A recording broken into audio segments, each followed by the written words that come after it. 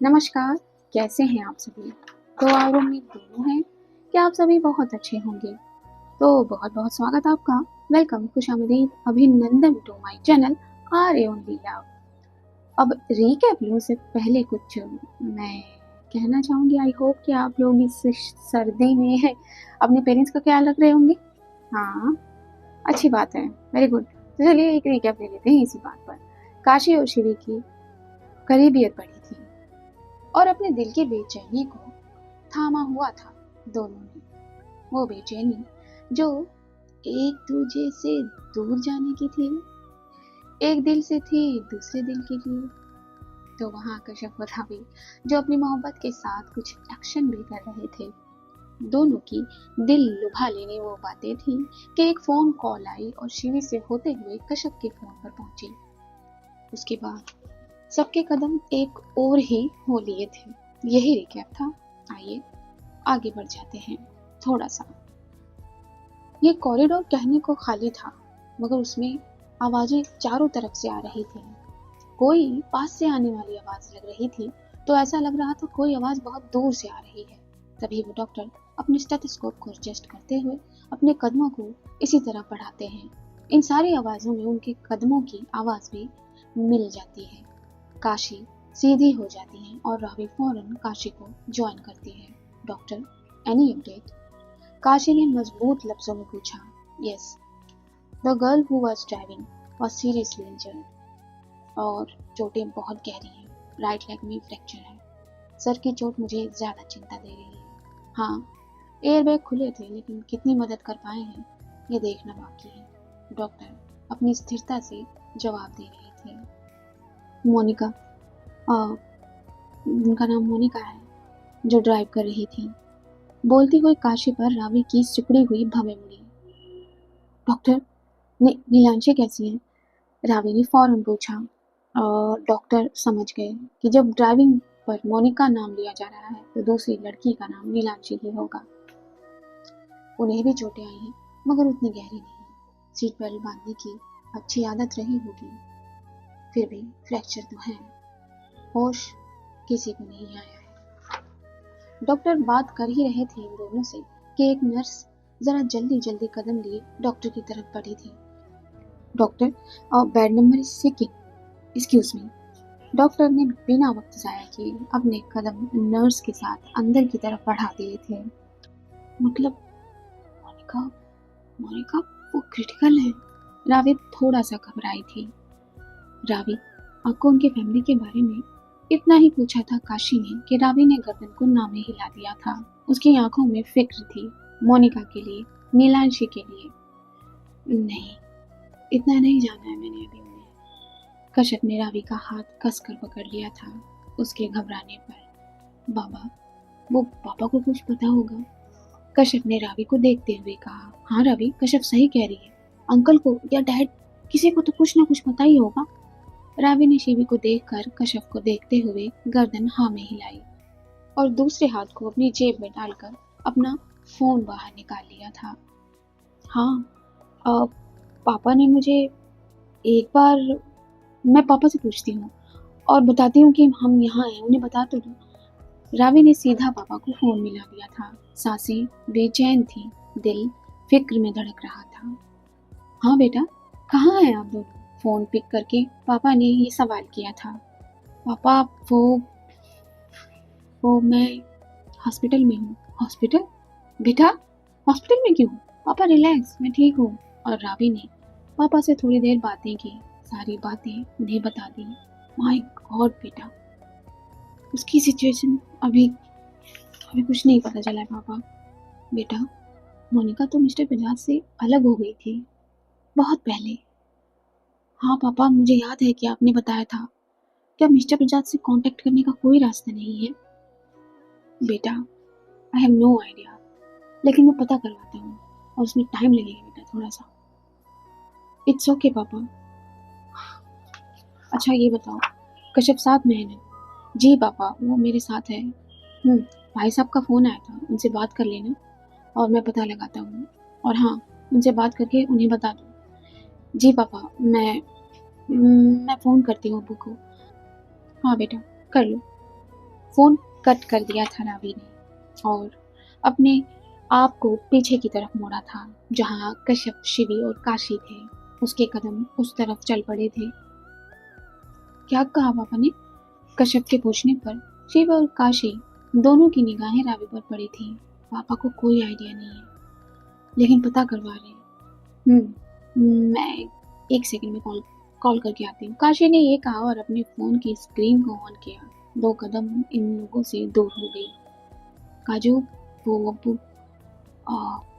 अरे यार हाँ, मैं तो भूल ही गई थी। हिटलर को अंकल को अगर एंग्री मोड में आ गए तो क्या होगा? रावी, तू कश्यप को घर छोड़ा ना भाई इससे पहले। शिवी ने सिचुएशन थोड़ी हल्की करनी चाहिए थी। शिवी यार, रावी ने अपनी गर्दन दाहिनी तरफ मोड़ कर शिवी से कहा। ओहो, मैं तो भूल ही गई थी, ससुर जी हो गए अब। और तू कैसे अपने ससुर जी के लिए सुन सकती है ना? वाह। रावी ने शिवी को देखा और फिर अपनी नजर कश्यप पर की। काजू, चलें? कश्यप ने गर्दन नाव में हिला दी थी। हम कैसे जा सकते हैं? नीलांशी और मोनिका जी को? बच्चा, मैं हूं ना यहाँ, तू घर चल। तेरे साथ पल बिताने होंगे ना? हाँ, और रात बहुत हो गई है, तुझे कॉलेज वापस जाना है तो। हाँ कश्यप, रावी ठीक कह रही है, तू जा, हम हैं ना यहाँ। शिवी ने आके कश्यप को गले लगाया। और वैसे भी अब कितने ही दिन बचे हैं? रावी को हाथ दे के बुलाया, ये कहते हुए अपने पास शिवी ने, और इन तीनों ने ये ग्रुप हग किया। पता था यार, ये हो कैसे गया? ये एक्सीडेंट कैसे हुआ? रावी अपनी भवें सिकोड़े ये सोचने लगी थी और उसकी सोच शब्दों से बाहर आ गई थी। वो सब तो बाद में देखेंगे यार रावी, लेकिन इन्हें होश तो है। ठीक कह रही है। अभी भी ये तीनों इस हक में थे। काशी इनके हक को देखते हुए आगे आई। क्या मैं ज्वाइन कर सकती हूँ? काशी ने बड़े मुलायम लफ्जों में पूछा। हाँ, आप ज्वाइन नहीं करेंगी तो फिर किसी का दिल टूट जाएगा। रावी ने भी तंज मारा शिवी पर। कुछ भी। शिवी ने अपने चेहरे के भाव से यही बताना चाहा, कहना चाहा, और रावी ने काशी को हाथ दिया और वो भी आ गई। मैंने सिंह को कहा है, वो पता लगाता है मिस मोनिका बजाज के पेरेंट्स या फिर किसी रिश्तेदार को। होप सो जल्दी पता लग जाए। हाँ, और मैं काजू को घर छोड़ कर आती हूँ। रावी, आप ही घर जाकर आराम करो, शिवी को भी ले जाओ, ये कहा था काशी ने। क्यों, मैं नहीं जाऊंगी? शिवी फौरन बोल पड़ी थी, जिसे रावी और कश्यप ने हैरानी से देखा था, फिर एक दूसरे को देखकर जरा समझने वाला भाव दिया था। मेरा मतलब मैं भी रुकती हूँ ना। काशी की आंखें ठहर गई थी शिवी के इस चेहरे पर। हाँ, तेरा रुकना बहुत इम्पोर्टेंट है, रावी ने लगभग शिवी के कानों के पास आकर कहा था। ओके, मैं काजू को घर छोड़कर आती हूँ, ये कहकर रावी ने कश्यप का हाथ थामा और फिर मुड़कर वो कॉरिडोर से बाहर आ गए थे। लिफ्ट लेते हुए ऑडी पर पहुंच गए थे। ऑडी अब आगे सड़क पर थी। रावी के चेहरे पर ठहराव जरूर था, लेकिन आंखों की गंभीरता सामने वाले मिरर में कश्यप साफ साफ देख रही थी। सुनिए। और फिर उसने वो अपना शब्द पुकारा, जिससे रावी की आंखें बंद हुई। दिल ने एक तेज धड़कन ली और सांसों ने रुकने की इजाजत मांगी, लेकिन उन्हें इजाजत नहीं मिली। उफ, काजू, तुम जान निकाली। चुप, बिल्कुल चुप। वो तो आप इतने क्यों परेशान हो? कुछ नहीं होगा उन्हें, परेशान मत होइए ना। कश्यप ने रावी के लेफ्ट बाजू को बाहों में लेकर अपने आप को उसके नजदीक किया और अपने सर को रावी के कंधे से सटा दिया। होप सो काजू, जल्दी से मिस्टर बजाज का पता लग जाए, और नीलांशी के पेरेंट्स के बारे में तो उनके हॉस्पिटल से पता लग ही जाएगा। रावी ने ये कहकर अपने गाल को कश्यप के सर पर रगड़ दिया था। एक खामोशी थी इस कार में, मगर ये खामोशी प्यार का स्पर्श लिए थी, और ये खामोशी भरी ड्राइव अपनी मंजिल तक पहुंची थी। ऑडी को रोककर रावी ने आंखों में शालीनता लिए काजू को देखा था। कश्यप ने अपना बायां हाथ रावी के गाल पर रखा और उसके माथे पर अपने लब रखकर हल्के से एक स्पर्श दिया। रावी की आंखें बंद हो गई।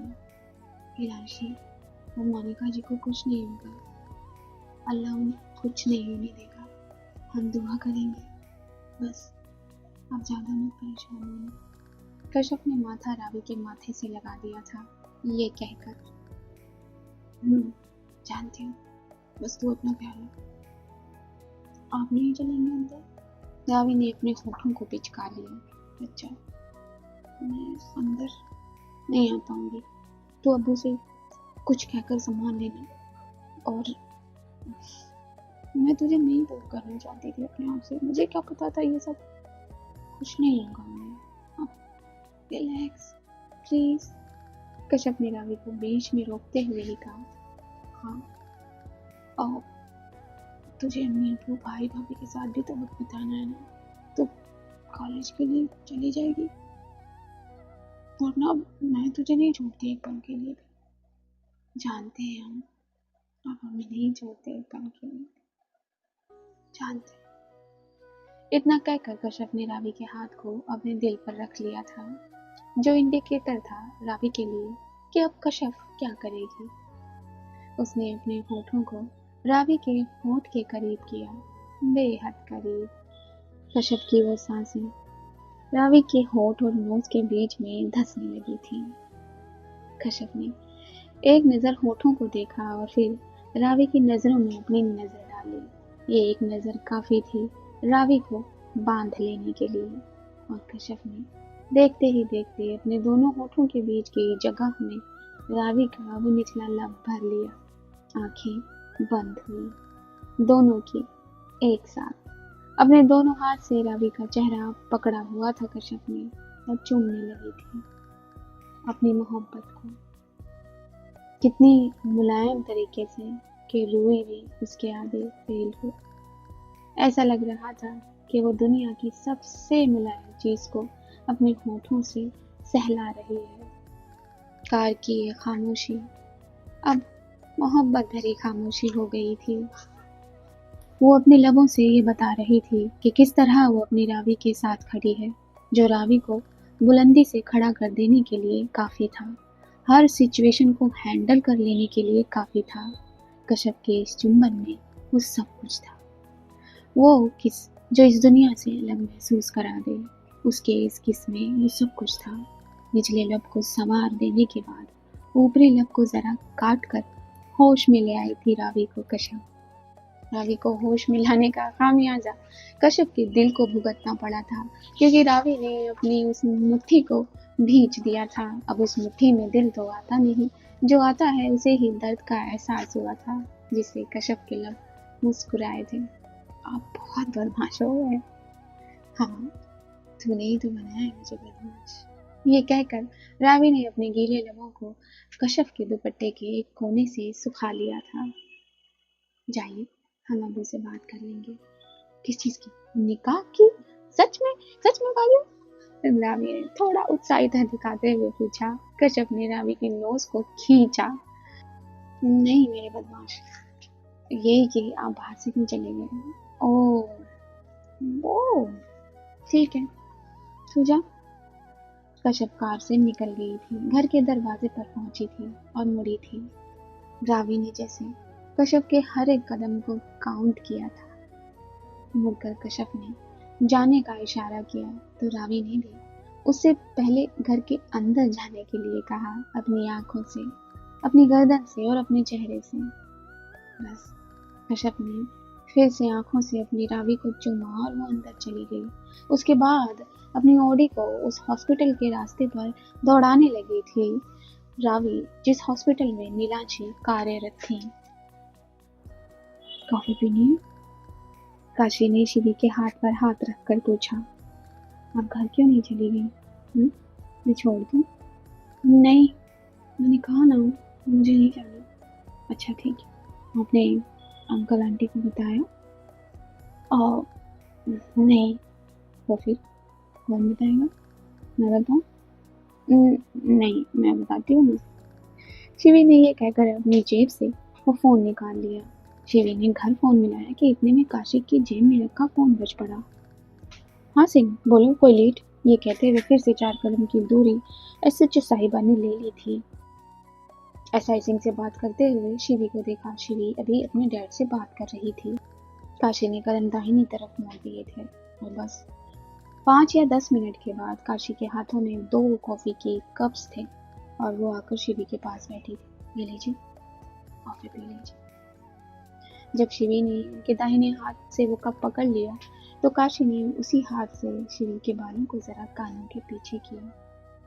जब उनकी उंगलियां शिवी के कान पर टच हुई तो शिवी ने जरा अपने कंधे उचकाकर अपने कान को छुपा लिया। वहां रावी के कदम सीधा नीलांशी के कैबिन के कॉरिडोर की तरफ बढ़े। कैबिन के पास जाकर उसने किसी नर्स या वार्ड बॉय को तलाशा, लेकिन वहां कोई नहीं था। क्या करूं? कैबिन में जाऊं, लेकिन कैबिन में मुझे क्या मिलेगा? मैं तो कुछ उफ़ो। एक्सक्यूज मी, आप डॉक्टर नीलांशी के असिस्टेंट हैं? नहीं नहीं, मैं नहीं हूँ। आप सीधे जाइए, वो जो खड़ी हैं, हाँ वही हैं। एक नर्स ने अपने सीधे हाथ के इंडेक्स फिंगर को जरा सामने पॉइंट किया और रावी उन्हीं के बताए हुए दिशा पर दौड़ी। एक्सक्यूज मी, आप नीलांशी, डॉक्टर नीलांशी की असिस्टेंट है ना? मेरा मतलब उनके साथ रहती है ना कैबिन में?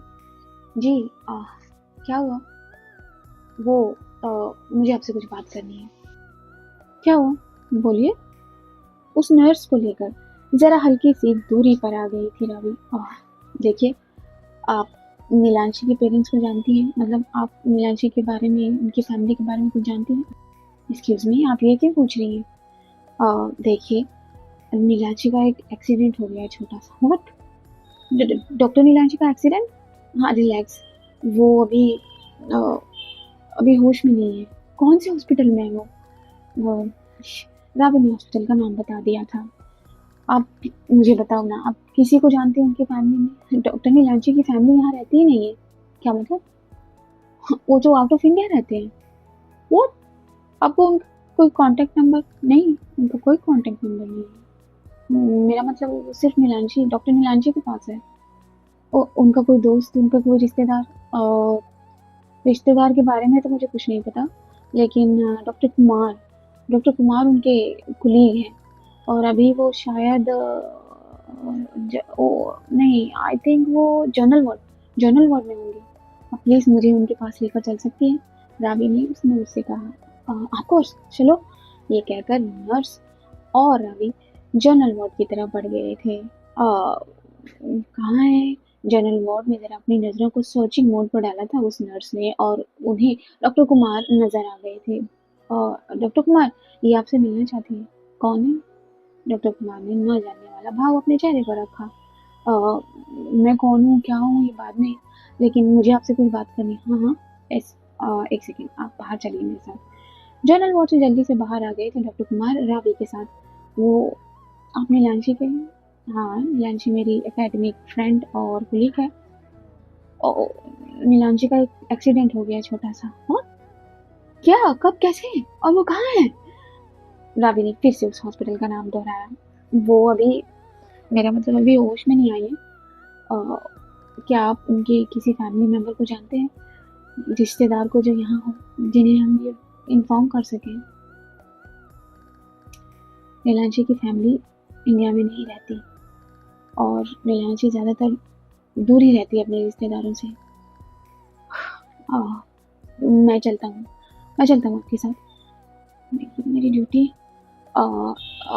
रिलैक्स डॉक्टर कुमार, मैं नीलांशी के साथ हूँ। आप मेरा नंबर ले लीजिए, मैं आपको कांटेक्ट करके बता दूंगी, या फिर आपकी ड्यूटी जब खत्म हो जाए तो आप मुझे कॉल कर लीजिएगा। Yes of course. और ये नंबर एक्सचेंज हुए। डॉक्टर कुमार जनरल वार्ड की तरफ बढ़ गए और रावी अपनी ऑडी की तरफ बढ़ गई। उसने अपनी ऑडी के इंजन को फिर से स्टार्ट किया और फिर वो उस हॉस्पिटल की तरफ बढ़ गई जिस हॉस्पिटल में नीलांशी और मोनिका एडमिट थे। रावी के कदम हॉस्पिटल के कॉरिडोर में पड़े ही थे कि पापा का फोन आ गया था। हाँ पापा, कुछ पता चला? हाँ बेटा, पता तो चला है, लेकिन अच्छी खबर नहीं है। कि क्या मतलब?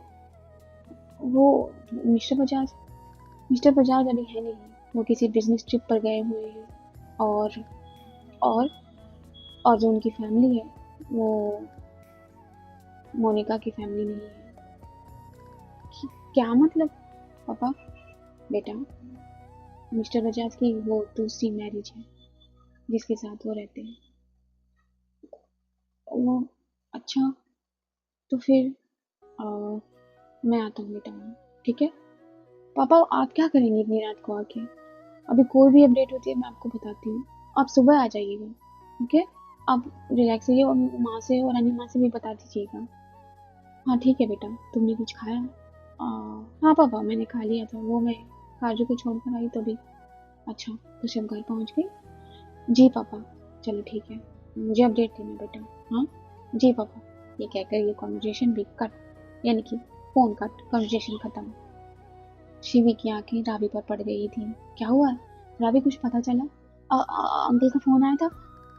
हाँ आया था। वो कोई फायदा नहीं है, मिस्टर बजाज तो है ही नहीं। और मैं नीलांशी के हॉस्पिटल गई थी ये पता करने की कोई खबर या कोई लीड मिले उनकी फैमिली की या उनके किसी भी फैमिली मेम्बर रिश्तेदार की, लेकिन कुछ नहीं है। वो रिश्तेदारों से दूर रहते हैं और उनके mummy papa out of country रहते हैं। और ये क्या हो गया यार? हाँ, ओ काशी का। शिवी ने सामने अपनी आंखों से इशारा किया कि तभी वो डॉक्टर फिर इस तरफ आए। काशी फौरन से पहले डॉक्टर के पास आ गई और शिवी और रावी उठकर फिर से काशी को ज्वाइन कर गए। और नीलांशी, उन्हें हमने एक अलग रूम में शिफ्ट कर दिया, बट वो अभी भी बेहोश है। कुछ एनेस्थीसिया का असर है और कुछ चोट का। और मोनिका डॉक्टर, उन्हें ओटी में शिफ्ट कर दिया गया। ओटी? हाँ, स्टिचेस तो लगाने पड़ेंगे और फिर फ्रैक्चर है। बाकी फैमिली मेम्बर का पता चला? जी हम ही फैमिली मेम्बर हैं उनके, अभी यही समझिए, क्योंकि अभी कुछ भी पता नहीं लग पा रहा है। ओके, तो कुछ फॉर्म्स हैं, उस पर साइन कर दीजिए। हाँ मैं करती हूँ, रावी ने पट से आगे बढ़कर कहा और फिर वो डॉक्टर के साथ कुछ फॉर्म्स पर साइन करने चली गई थी। काशी ने एसआई सिंह को कुछ ऑर्डर दिए उन दो आरोपियों के पास।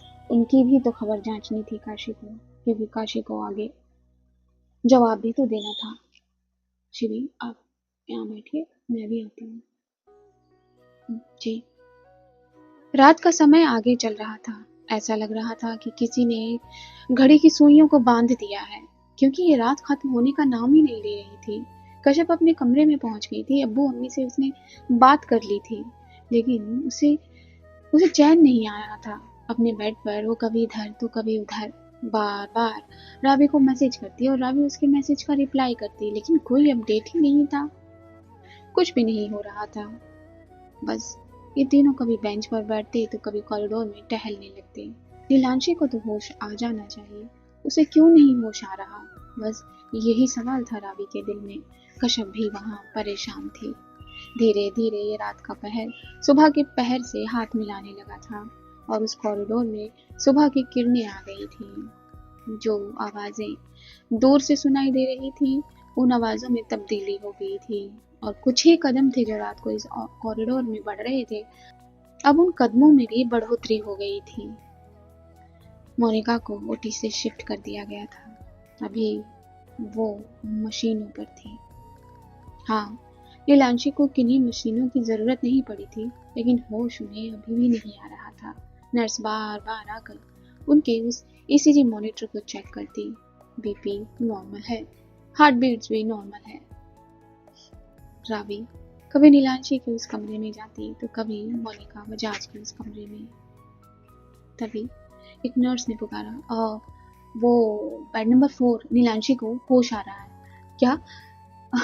सच में?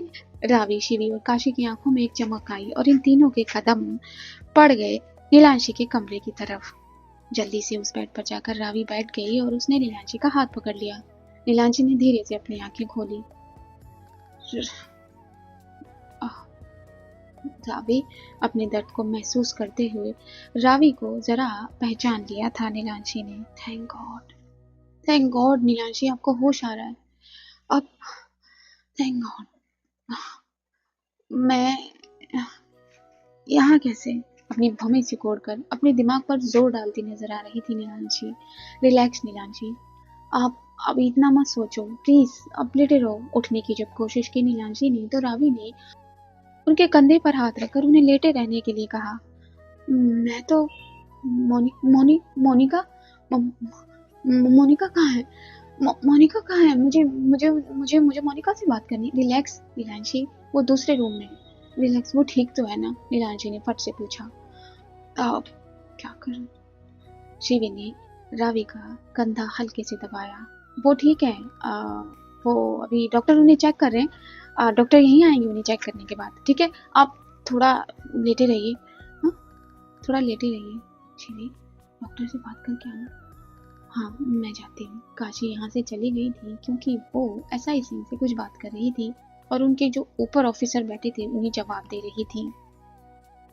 डॉक्टर, वो नीलांशी को होश आ गया है, आप प्लीज चलेंगे? हाँ, मैं चलता हूँ। डॉक्टर ने अपना स्टेथोस्कोप उठाया और वो शिवी के साथ हो लिए। हेलो मिस नीलांशी, डॉक्टर ने आते ही कहा। डॉक्टर, वो मोनिका, रिलैक्स, वो ठीक है। नहीं, मुझे उनसे मिलना है। Doctor please. I am also doctor. अब प्लीज मुझसे कुछ मत छुपाइए रावी, प्लीज। जिस तरह वो कार, वो वो रोशनी, वो अंधेरा, मुझे मुझे मोनिका को देखना है।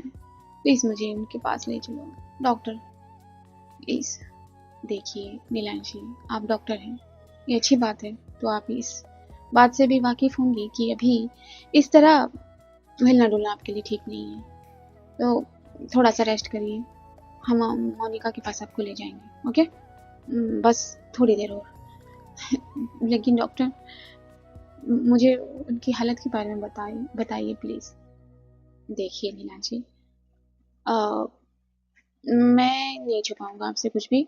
उन्हें बहुत गहरी चोटें आई हैं और उन्हें अभी तक होश नहीं आया है। गहरी चोटें मतलब? होश नहीं आया मतलब? अब प्लीज मुझे उनकी फाइल दिखाएंगे? यही तो पंगा है, जिसको जितनी जानकारी होती है वो उतना ही। डॉक्टर ने कहकर अपनी गर्दन को नामे हिलाया था। ओके, आप थोड़ी देर आराम करिए, मैं फाइल लेकर आता हूँ। ये कहकर डॉक्टर नीलांशी से जरा 4 कदम की दूरी ले गए थे और फिर इस रूम से अपने कदम बाहर निकाल दिए थे। नीलांशी, आपको इतना स्ट्रेस नहीं लेना चाहिए। सावी, मुझे मोनिका के पास जाना है। कहा ना डॉक्टर ने, आप थोड़ी देर और रुक जाइए, फिर हम ले चलेंगे आपको मोनिका के पास। डॉक्टर कुमार भी सामने से नीलांशी के पास आ गए थे। नीलू, तुम ठीक हो ना? नीलांशी, हाँ, तुम्हें किसने बता दिया? Perfectly fine. सी, मुझे किसने बता दिया? तुम कल रात से बेहोश हो और तुम कह रही हो मुझे किसने बता दिया? कुमार, मैं ठीक हूँ। अपने चेहरे पर एक झूठी मुस्कान लाते हुए नीलांशी ने कुमार से बात की थी। रावी ने आकर कश्यप को फोन मिला दिया था और फिर पापा भी हॉस्पिटल पहुंच गए थे। पापा? रावी दौड़कर पापा के गले लग गई थी। बेटा ठीक है ना आप? मैं ठीक हूँ पापा। वो मोनिका को होश आया? नहीं पापा, अभी तक नहीं आया। डॉक्टर्स कहाँ हैं? पापा इस तरफ। और फिर ये लोग डॉक्टर्स के पास चले गए थे। डॉक्टर से बातें कर लेने के बाद पापा रावी शिवी को लेकर इस हॉस्पिटल के छोटे से कैंटीन में आए थे अपनी बच्चियों को कुछ खिलाने। ये दोनों बैठकर चाय और टोस्ट खा रहे थे। पापा सामने बैठे हुए थे। मगर पापा, मिस्टर बजाज की फैमिली को अगर बता देते तो वो मिस्टर बजाज को बता देते ना। पता नहीं बेटा, अगर हम उन्हें कॉल करते और वो मिस्टर बजाज को ना बताए तो। क्योंकि मोनिका दूर है अपने पापा से काफी दिनों से, बहुत सालों से वो अलग रहती है। उसने जो भी अपना ये बिजनेस खड़ा किया है अपने बलबूते पर किया है। मिस्टर बजाज की इसमें कोई भागीदारी, कोई साझेदारी नहीं है बेटा। बस भगवान से प्रार्थना करते हैं मोनिका को जल्दी होश आ जाए। जी पापा। अच्छा, कश्यप बेटा को बता दिया? उन्हें भी तो जाना होगा ना? जी, उन्हें भी जाना है पापा। बच्चा मेरा। पापा प्राउड फील कर रहे थे। रावी के सर पर हाथ फेरते हुए उन्होंने ये बात कही थी। काशी अपने उन्हीं कपड़ों में अपने थाने पर थी। चौबे जी ने चाय का कप उनके सामने रख दिया था। मैडम सर, हालत क्रिटिकल है क्या उन लोगों की? चौबे जी क्या कहें, ये तो रोज ही का काम है हमारा। लेकिन हाँ, उनमें से एक की हालत क्रिटिकल है, एक को तो होश आ गया है, और जो 2 आरोपी हैं हमारे, उन्हें होश आ गया है। क्या? आदमी है ना, कार टकराने से पहले कूद गए थे, लेकिन अब कहाँ कूदेंगे। पकड़ जो लिया है अब हमने, देखते हैं कितना फैला हुआ है इनका ये ग्रुप। हाँ, अच्छा वो फाइल मुझे पकड़ाई तो। दुबे जी ने फट से फाइल उठाकर काशी को दे दी थी। मैडम सर, इसमें तो बड़े लोगों का हाथ लग रहा है। हाँ, बिल्कुल बड़े लोगों का हाथ है। उन लोगों के हाथ के बगैर क्या ये गिरोह चल पाता है? हाँ, चौबे जी, इतने साल हो गए हैं आपको, मुझसे ज्यादा सीनियर हैं आप, समझ रहे होंगे किस किस का हाथ है। हाँ, समझ रहा हूँ मैडम सर, इसीलिए तो थोड़ा चिंतित हूँ। चिंतित हैं? किस लिए? आपके लिए। आप भी तो मेरी बेटी जैसी हैं। चौबे जी, अगर बेटी जैसा समझते हैं तो इस बेटी को समझ भी रहे होंगे ना, छोड़ूंगी तो नहीं मैं उन्हें। हाँ, बिल्कुल मैडम सर, मैं तो उसी दिन समझ गया था जिस दिन ये फाइल आपके पास आई थी। चौबे जी, फाइल पढ़ते पढ़ते जरा मुस्कुराई थी काशी के एक पॉइंट पर रुक गई थी। ये कांटेक्ट नंबर तो जाना पहचाना लग रहा है चौबे जी, दिखाइए तो जरा। हाँ, ये तो वही है ना। कौन? अरे, जिसके बेटे ने हिट एंड रन। अरे हाँ, ये तो मैं भूल ही गई। तो ये महाशय भी इसमें इन्वॉल्व है। अच्छा, चलो फिर पकड़ते हैं इनका गिरेबान। बेटा, आपको कब वापस ग्रीस लौटना है? पापा ने शिवी से पूछा। बस जिस दिन कश्यप जाएगी उसके अगले दिन जाना है अंकल। रावी की भवें उदास हो गई थी। तो तू भी चली जाएगी? हाँ, क्या करूं? तो ये डिग्री पूरी हो जाने के बाद क्या करना है? वापस आना है, डैड का कारोबार संभालने? नहीं अंकल, मैं डैड के कारोबार में कोई इंटरेस्ट ही नहीं है मुझे, और मुझे यहाँ से बेहतर ग्रीस लगता है। रावी ने अपनी भवें से कोड़ ली थी। क्या मतलब? तू इंडिया में? हाँ, मैं सोच रही हूँ रावी, मैं इंडिया में स्टे नहीं करूँगी अपनी डिग्री के बाद। तो मैं ग्रीस में ही जॉब ढूंढूंगी। इनिशियली जॉब तो कॉलेज भी दे ही देगा, उसके बाद मैं। तो इसका मतलब है तू हम सबको छोड़कर ग्रीस में शिफ्ट हो जाएगी? कैसे? रिलैक्स, अभी मैं सिर्फ सोच रही हूँ रावी, क्योंकि मुझे यहाँ से ज्यादा वहाँ सेफ्टी फील होती है। यहाँ अपने शहर में मुझे अनसेफ फील होता है। जानती हूँ ये बहुत ऑड है, लेकिन सच है ये। I'm feeling comfortable in Greece. तो अगर मैं वहाँ अच्छी सी जॉब कर लूँ या बिल्कुल छोटा सा अपना स्टार्टअप शुरू कर दूँ, तो मैं मॉम एंड डैड को भी अपने साथ ले जाऊँगी। डैड का बिजनेस जो भी है वो देखेंगे, डैड से बात करेंगे। तो सच कह रही है? रावी थोड़ी मायूसी दिखाते हुए कहा। हाँ ना, मैं ऐसा सोच रही हूँ। अब तू ऐसा मुंह मत बना, ऐसी शक्ल मत बना, वरना मैं कुछ भी नहीं कर पाऊंगी। अच्छा ठीक है। और फिर ये लोग वापस हॉस्पिटल के उस कॉरिडोर की तरफ बढ़े थे कि पता चला था कि मोनिका बजाज की जो नर्व है वो ड्रॉप करने लगी है, जिससे इन तीनों के कदमों में खलबली आ गई थी। तो आज के भाग में इतना ही रखते हैं, जानेंगे पूछेंगे अगले भाग में। तब तक के लिए आप लाइक कर दीजिए, शेयर कर दीजिए, कमेंट कर दीजिए, और सबसे ज़रूरी चीज़ है अपने पेरेंट्स का ख्याल रखिए, अपने पेरेंट्स के लिए दुआएं करते रहिए, सामने वाले के पेरेंट्स के लिए दुआएं करते रहिए, नीडी चिल्ड्रंस के लिए दुआएं करते रहिए, इंसानियत के लिए दुआएं करते रहिए। दुआएं करते रहिए और बचिए एक सच्चे और अच्छे दिल को हर्ट करने से, क्योंकि कर्मा वापस आपके सामने आकर खड़ा होता है। विधि का विधान है ये, इसीलिए कहती हूँ दुआएं करिए, क्योंकि इस विधि के विधान में दुआएं ही काम आती हैं। बिल्कुल। तो इसी तरह मुस्कुराते रहिए, बातों की गहराई को समझते रहिए। मुझे दीजिए इजाजत। नमस्कार।